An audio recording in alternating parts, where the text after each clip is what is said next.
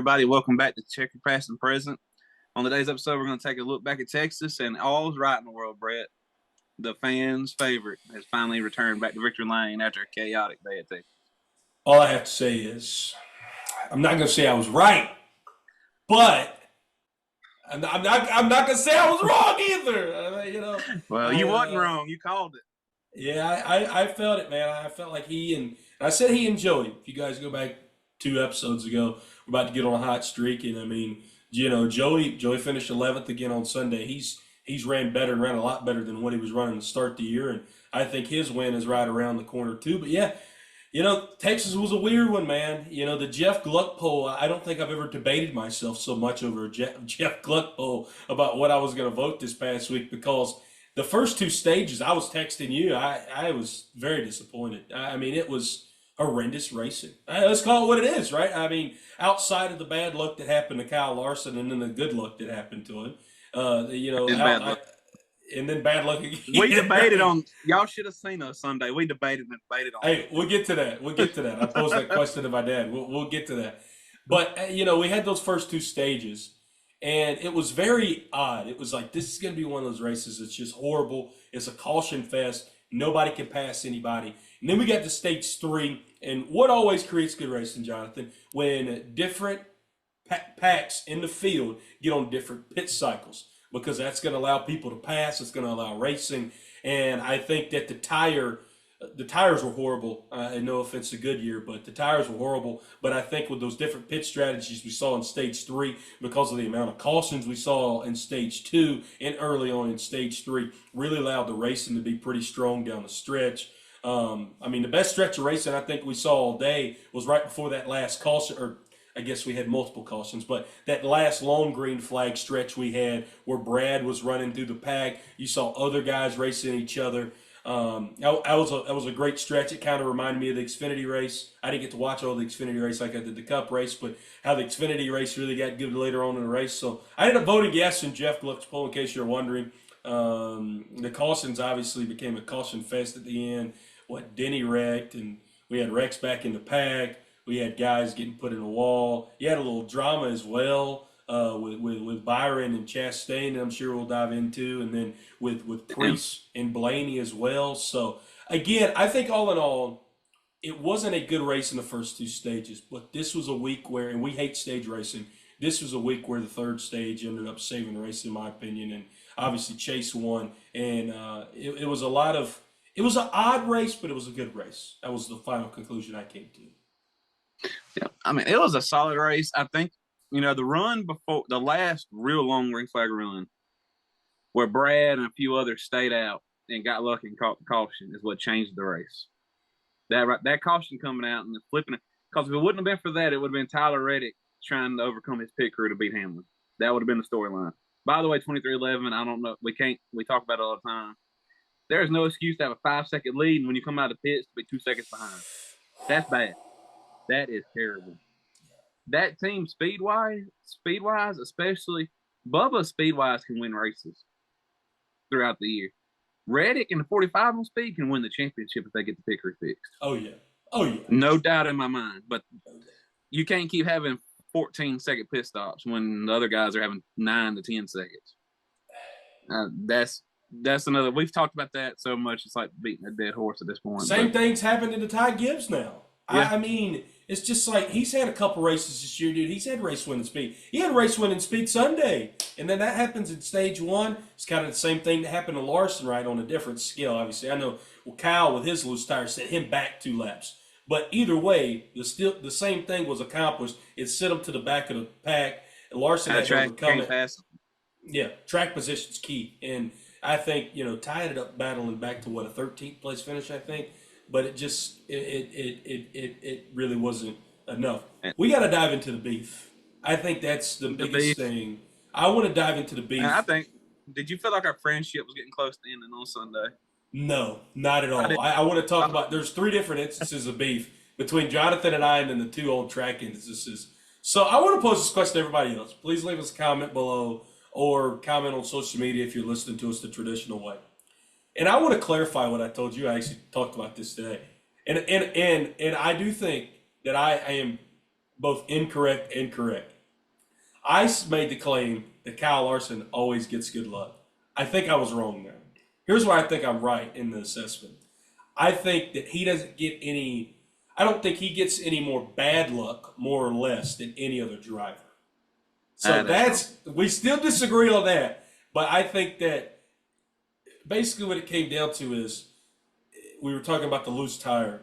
And he said, well, that's going to put him out of race in the contention. I said, yeah, it is. I said, but, he's probably going to get enough good luck here to get back on the lead lap. And he's like, well, that doesn't basically off balance the bad luck.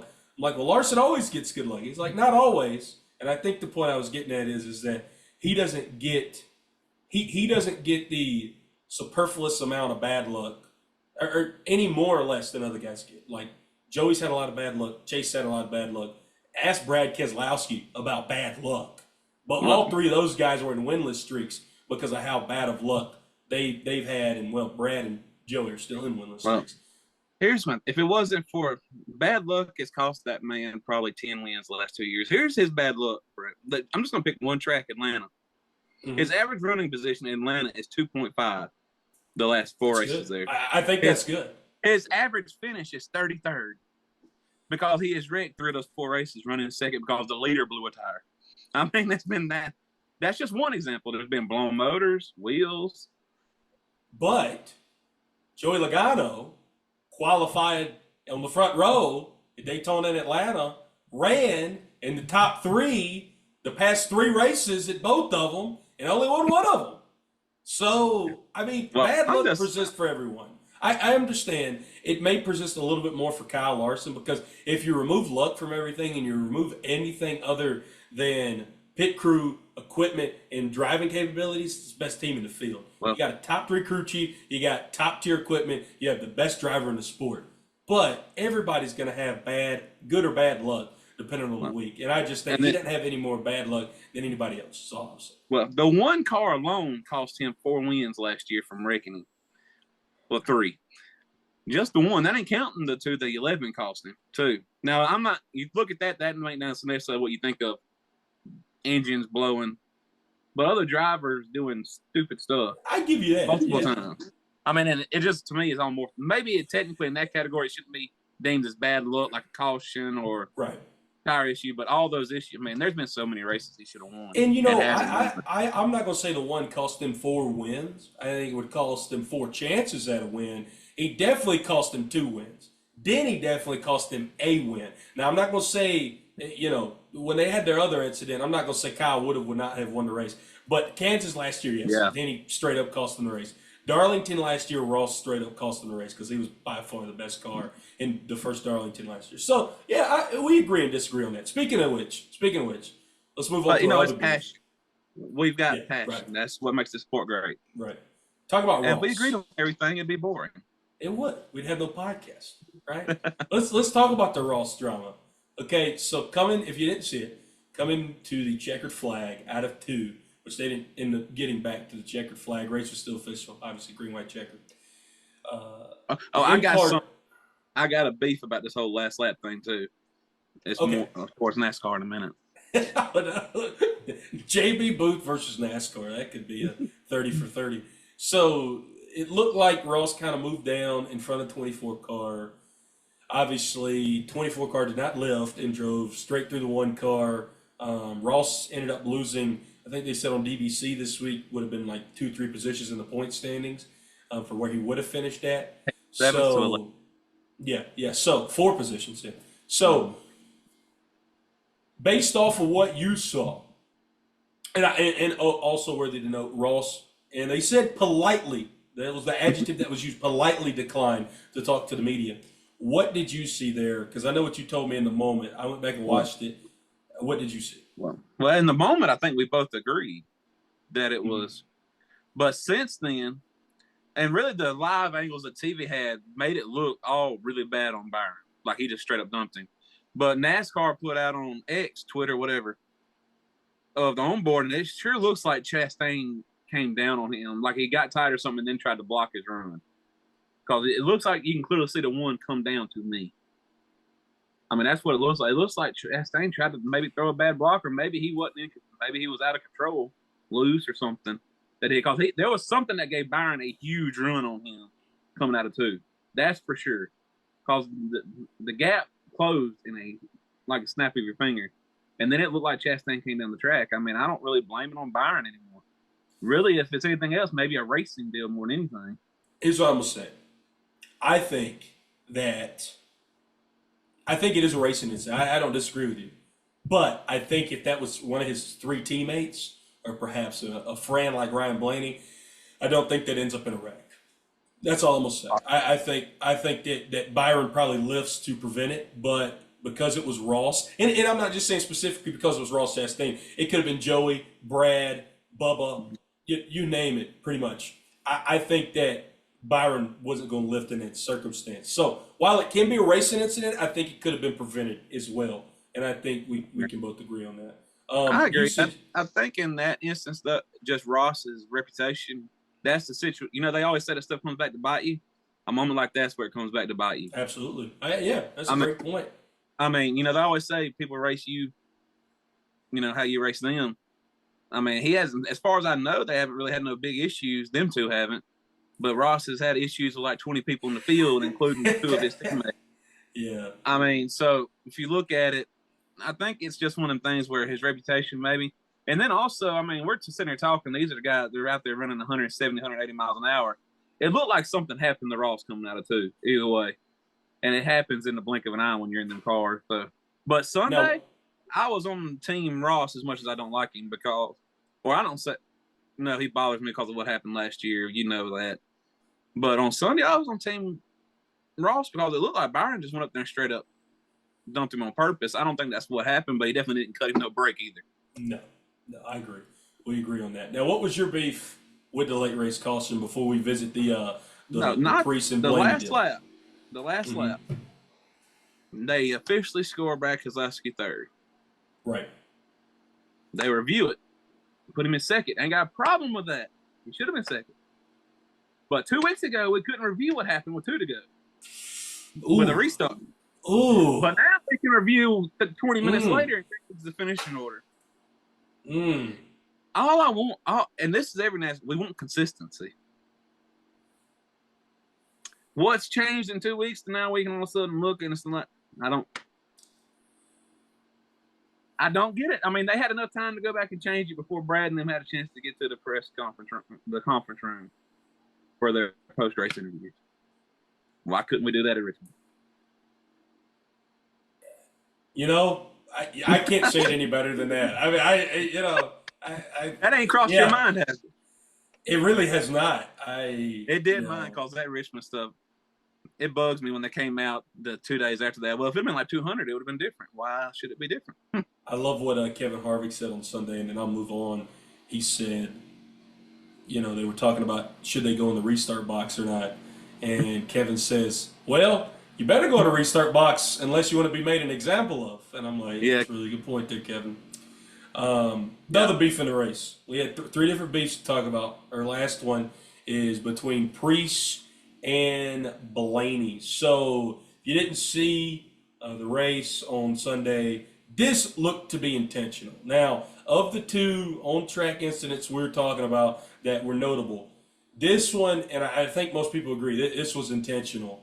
Ryan Priest hadn't said as much, but it looked to be intentional. In the middle of 1 and 2, Priest just drives it off in there and just moves Ryan up out of the way. The on-camera showed that. The broadcast cameras show that. What they didn't show and what has not been talked about is the fact that Ryan Blaney was driving like an idiot, for the lack of a better term I don't want to use, the entire race. If you look at the right side of his race car, he had tire marks all up and down it. He moved Ty Gibbs out of the way. He adored Ryan Priest out of the way. And, I mean, I'll say it. He deserves some payback from somebody because he was driving like an idiot on Sunday.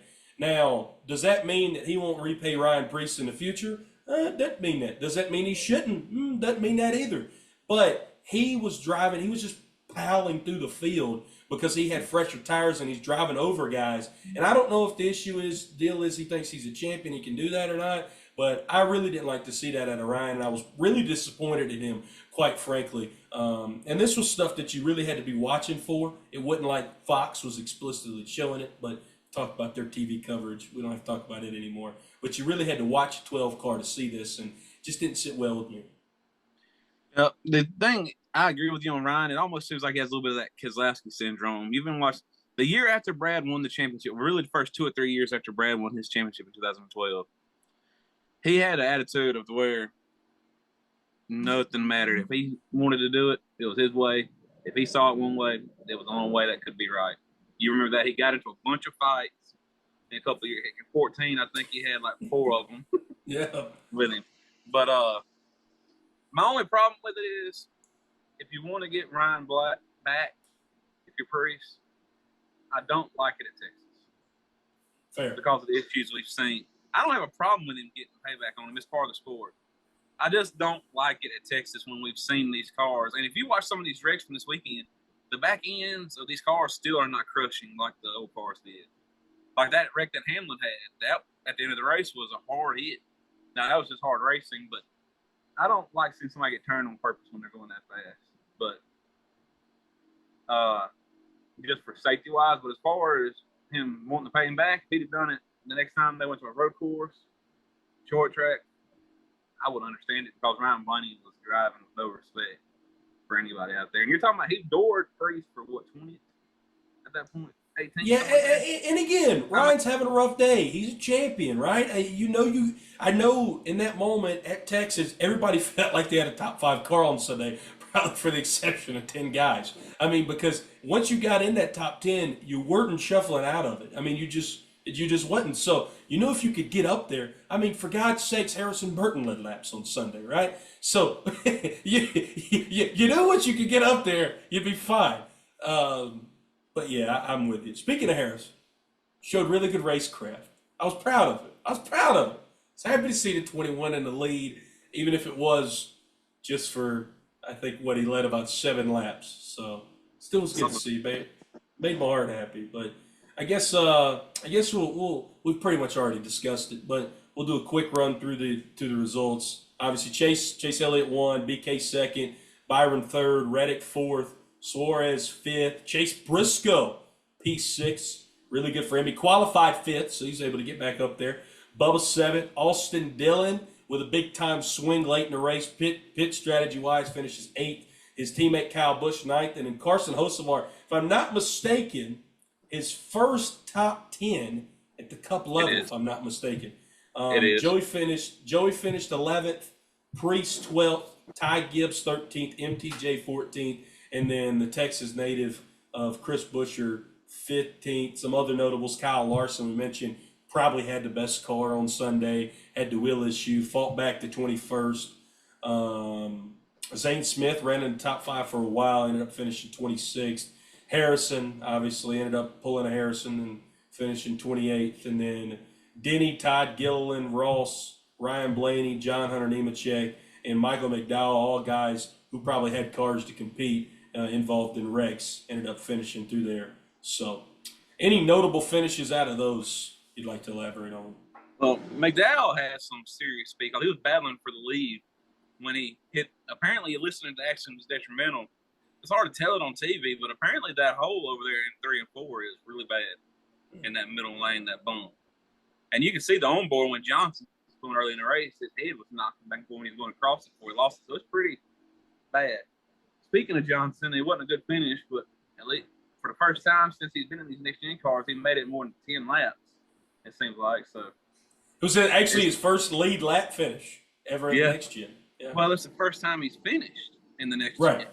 I mean, so, I think the longest he stayed in a race was the 600 last year and was running decent in it, actually. But it's been rough for Jimmy in these. Well, the car is just so different from anything that he drove before. And it's hard to keep. You hear the drivers talk about it.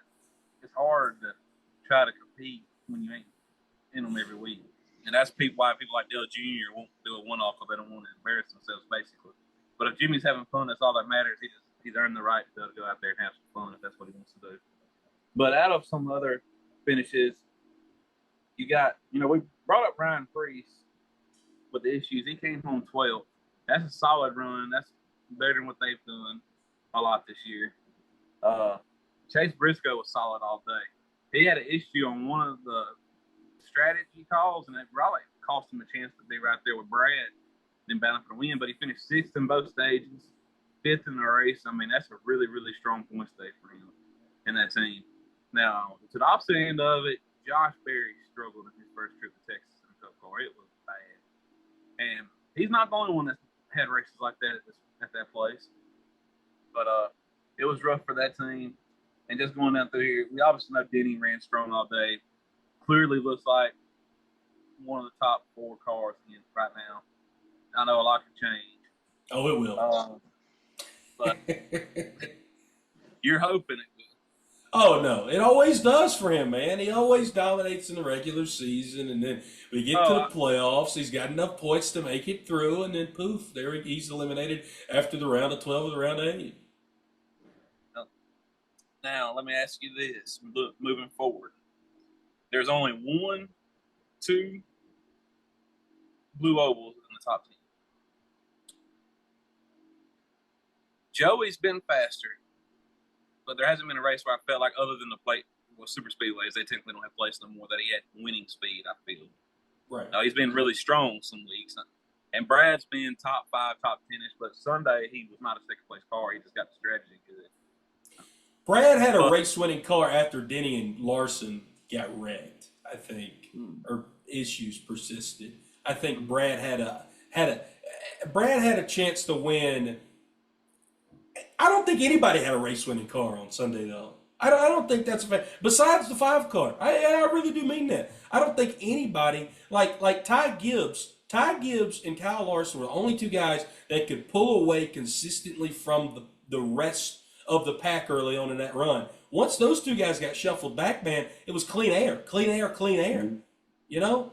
So to say or not to say who had a race-winning car on Sunday, I think is a bit of a, I think those 2 guys were clearly the best 2 cars, and I think once they got merged back in the pack, I think it was anybody's game at that point, in my opinion. That's not to say that Chase Elliott didn't drive his butt off there on those final 2-3 restarts. I just think track position and clean air persisted. That's all I'm saying. Well, the thing about Texas that hurts it was a good race, but it's almost a 1-lane track. Yeah. And that's why the short track isn't any good, because it's a 1-lane track. On the bigger tracks, the mile and a half, the Michigans, the Kansas type tracks, Charlotte, they can spread out and get away from that dirty air, and that's why you have so much better racing. And Texas is borderline a 1-lane track. And Hamlin had 2 choices to make Sunday: either finish second or have like a 5% chance of not wrecking in 3 and 4, trying to go for the win.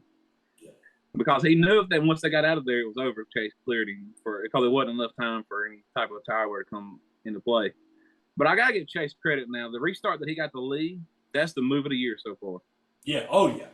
Move of the year so far by Chase. I mean, that was a great move that he made to get the lead, and then he did a really good job holding on them restarts, because he had 2 green white checkers to hold him off after he got the lead. My corrector wasn't more. It seemed like it was more, but I think it was only 2. What, they had the 3? Yeah, it would have been 3 because you had only 2 green white checkers, but you had the original restart with 2 to go in regulation, and then you had 2 to go in overtime. So 3 late race restarts, just say, yeah, and he held them off perfect on all of them. So, and something I did not realize, that's his first top 5 in the next gen on a 1.5. I mean, a 1.5 mile track. Yeah. I worded that also wrong. I did not believe. I knew he struggled last year, but in 22 he won 4 races and was up front. I did not realize he didn't have a top 5 on a 1.5 mile yet. That's crazy to me. Coming just from, you would think they would have just lucked into one at this point. Right. Yeah, but I agree. There ain't no better way to get your first top 5 than to get a win. Yeah. And something else I didn't realize either until Sunday. First time Hooters been to victory lane since '92 with Allen. Yeah, I thought that I did not realize that. I would have never thought that. It was the Hooters and the McDonald's curse, I guess. Which Bubba broke the McDonald's curse, and now Chase has broken the Hooters curse. So, no. And I guess we can look at the points. You talk about Joey; he has made a huge climb the last few weeks from being outside the playoffs. If it ended right now, he'd be in. He's currently tied with Kyle Busch at the bottom. He owns a tiebreaker over Kyle Busch. Kyle Busch would technically be out right now. And Keselowski is out by 1. Eric Jones out by 38. And we brought up that Briscoe had a huge points day. After Sunday, he's plus 14 to the cut line to make the playoffs. And that's a big deal. Busher right now is plus 12. Bowman's barely hanging on at plus 11. And Chastain's at plus 30. That you add 30 points to that. I mean, at the end of the year, that could, I mean, if he don't win, which he could win any week, but right now, I mean, you can't guarantee to win. He took him all the way to July to win last year and then didn't win again into November, even though he's capable of it any week. 30 points could hurt come playoff time. You know, I'll be honest with you here, looking at the points. The top 17 guys you got, I think, and again, I know this is going to sound, I'm not about to say anything revolutionary. I'm just really pointing out a very obvious fact here. For me, this is the first time all year, and the first time really in a long time I felt like when I look at, not the playoff points, but just the driver points to this point in the season, that the top 17 drivers reflect who have actually been the top 17 guys. And I know that seems like, oh, really? You know, like I'm almost being sarcastic saying that. But sometimes, man, I feel like I look at the points and it's like that guy shouldn't be that low or this guy shouldn't be that high. And yeah, you could probably correct the order here a little bit. But, I mean, when you look at Brad in 17th and then everybody up, Kyle Busch has not ran well enough to be in 16th, but he's still Kyle Busch, right? You look at Ross in 11th. Ross should be higher than he is, I feel like. You look at Tyler Reddick in 8th. He showed a lot of race-winning speed to be 8th in the points. Same thing for Ty in 6th. But it just seems like to me the top 17 reflect the top 17. Because really outside of them, the only other guy I've been impressed with on a consistent basis has been Noah. And he still had an up-and-down year in 30th. Obviously had the points penalty earlier on in the year. Still learning. So, correct. Still learning. So, I look at the top 17 in points, man. I feel like those are the 17 guys who have an honest chance at a championship. Is what I really think I'm getting at. And I don't. Again, it's the different levels, different degrees right now, right? Like nobody's going to look and say that the 14 car can compete with the 11. That's not what I'm saying. I'm just saying as the season progresses, some teams are going to fall off. Some teams are going to get better. Those 17 guys that we have right now, I really believe would all have an honest chance if the ebbs and flows naturally play out through the rest of the year. Yeah, I agree with you. And one thing, too, that helps the point standings look like that. Now, it may end this week. You never know when I say this. This is the first time in a couple of years, to where we haven't had 3 or 4 teams get hit with like 60-plus point penalties with this next-gen car that just, did it too. Luckily, my team got it back last year, no matter how you feel about that. But there were still others that it knocked them down. And the first year, like Brad, I mean, they almost got like the death penalty version from NASCAR without kicking them out of the sport. And I still don't agree with that call, but that was 2 years ago, so ain't no sense in hashing on that.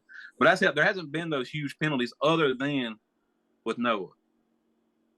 So that's helped some of it because the last couple of years, that's knocked some people into really bad situations early. It has. And it made them points look a little different.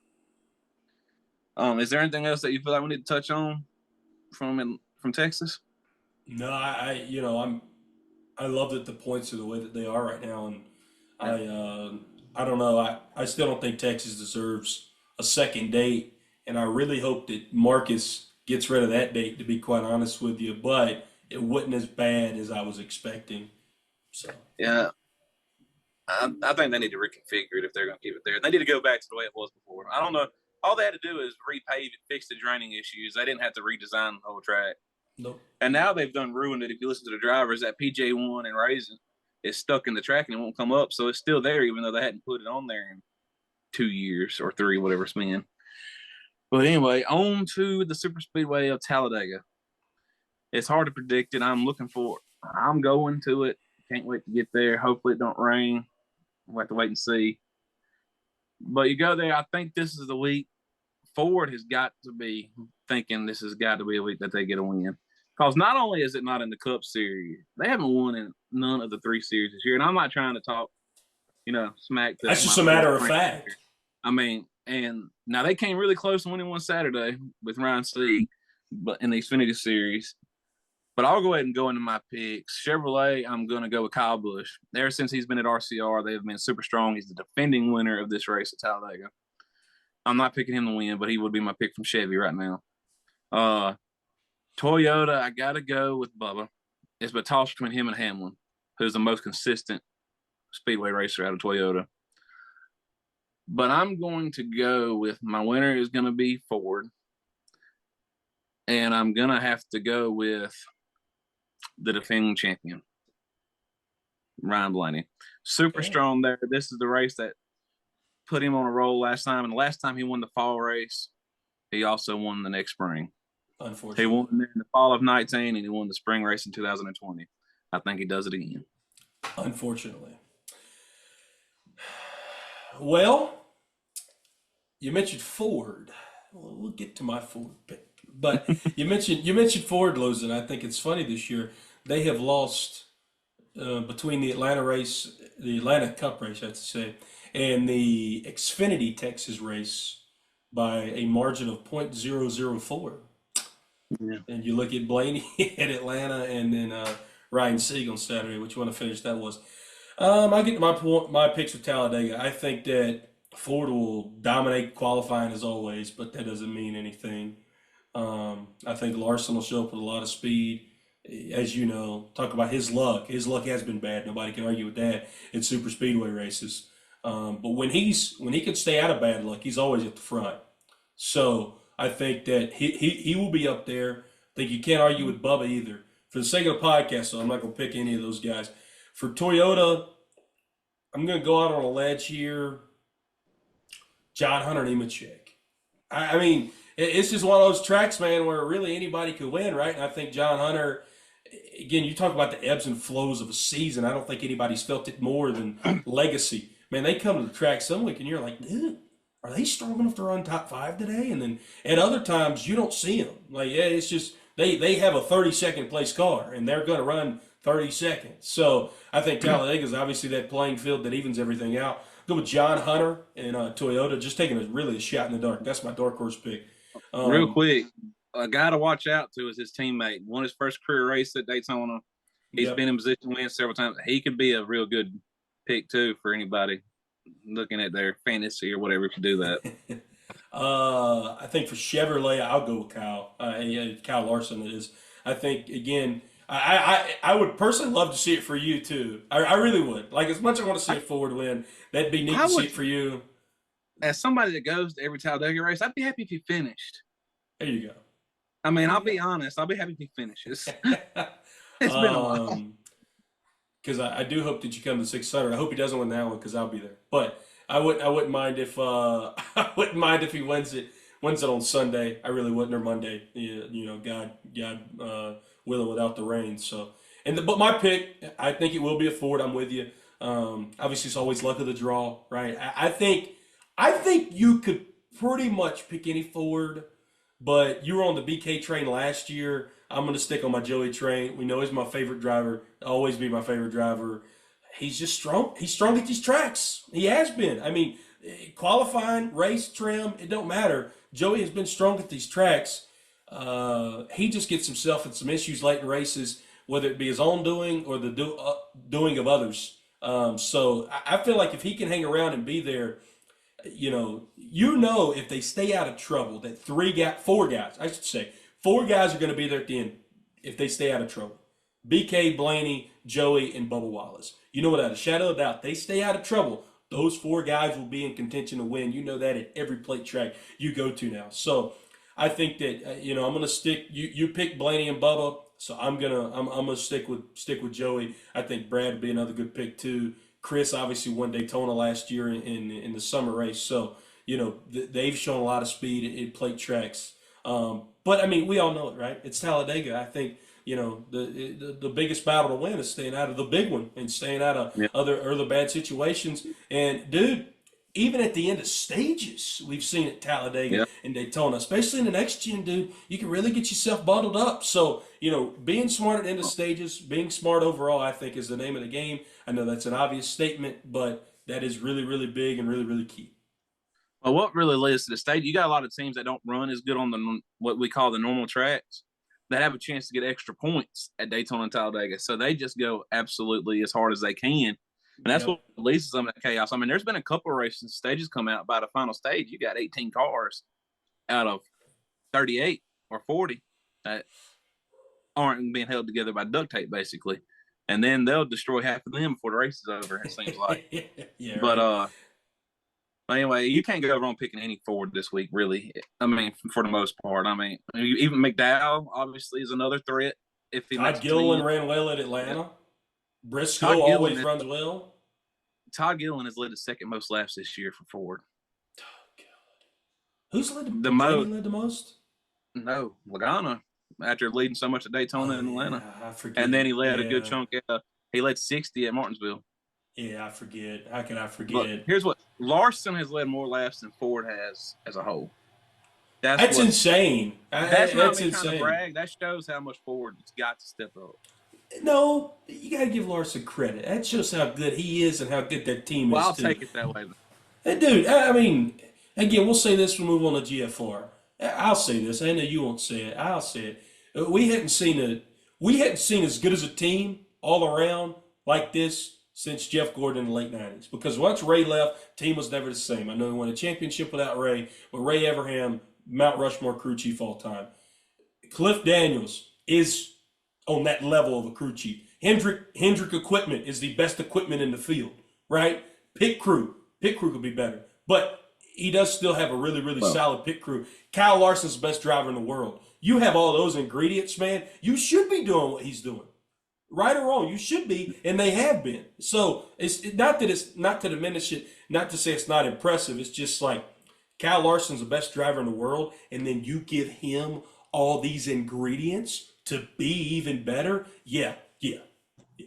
well, the one thing I will say about the pit crew, I ain't hating on them too much because their pit stops, every one of them except for the ones that followed that where they was trying to repair a little bit of damage, was 9.8 to 9.6 seconds on Sunday. And here's something. That's what's weird is they were 20 laps into the run when that happened. That's something else that I don't understand. It's almost like Yeah. something failed. I mean, it's weird, really, really weird. I mean, you don't see the time. Most of the time when that happens, it's within most time before they even get back around.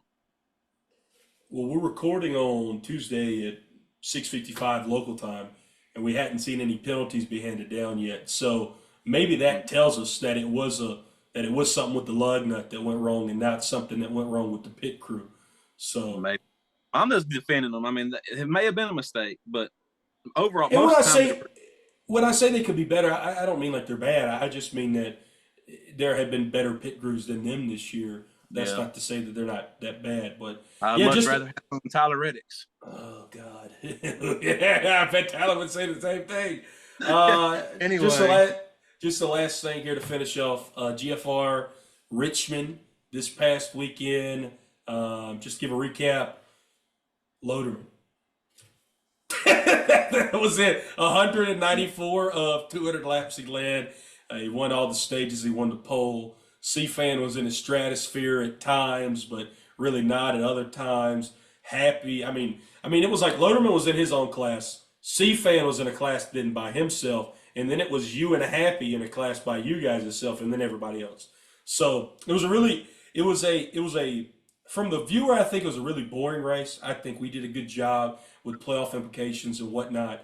With the broadcast wise, I think tried to talk about that stuff, how that means the racecraft of Richmond. Loderman, man, he did everything right. He drove correctly, had a correct setup. His pitch strategy was immaculate. And then it was again the second race we've had out of 4 broadcasts now where we have not had an organic caution other than a stage break. So it was interesting enough. You came home in P4 and both stages in at the end. What did you see inside the car? Loderman whooped us. C-Fan whooped us for second. He was the only one that could stay close. I think. Well, I say that. I think I had a car that I could have competed with C-Fan for second if I wouldn't make so Especially many after stage one. After Yeah, stage one, you were really, really good. and I just made too many. I got happy the car was good, and I got too aggressive trying to get on pit road to make up time and made mistakes. But just real quick at the point, C-Fan and Happy, they're definitely going on to the final round because this weekend's race at Homestead's the final race of this round. I'm in third. I'm probably going to miss Saturday night's race because I'm going to be in Talladega. I'm 93 points, so I should be good. Hellraiser's in fourth. He should be good. The only one, Dark Knight's in sixth with 2,049. In theory, Dunlap, Nesta, or Real Smooth, if they came in there and somehow won both, finished top 2 in the stages, and then top 2 in the race could knock Dark Knight out, possibly. But that's pretty much the only thing. Now, the next round is going to be really good and hectic because we're going to have 6 guys. Well, you're going to have 6 guys battling for 4 spots and 6 really competitive guys that show up each and every week. So that's really nice when the playoff structure is going to get really interesting. Yeah, so make sure you, like you said, Homestead this week be another interesting track, and then 3 totally different tracks in the final round between what is it, Martinsville, Phoenix. I know is the cutoff race before the final race. What's in the middle there? Auto Club. Auto Club. So 3 completely different tracks, and then Charlotte is where the championship 4 will be at. So, and again, make sure you join us Saturday night, 7:30 Central, 8:30 Eastern, on our YouTube page for that broadcast. Hopefully, Jonathan will be there. If I am late, send me some invites. I may hop in the booth with you if I get back late. Hey, there we go. That'll be fun. Hey, get to have an analyst in the booth. So yeah, make sure you join us there. Otherwise, I'm happy to see some pictures and videos from Dega this weekend, man. I may do a little vlogging for the YouTube channel while we're up there. Who knows? Put together a little YouTube video. You going to do a vlog when you come to 600? It's looking really good. We'll give you an update on that later this week. There we go. It's looking a lot better. There we go. But I'll tell you what, we'll make a short to announce it if we're actually going to the 600. People are gonna love that. But anyway, guys, that's where we're going to wrap it today. If you have a local short track, make sure you support it. Make sure to come check out the channel Saturday night for the cutoff race for GFR from Homestead. It's going to be a great race. That track race is really good on that game, and so it should be some real good racing. We'll catch y'all next time.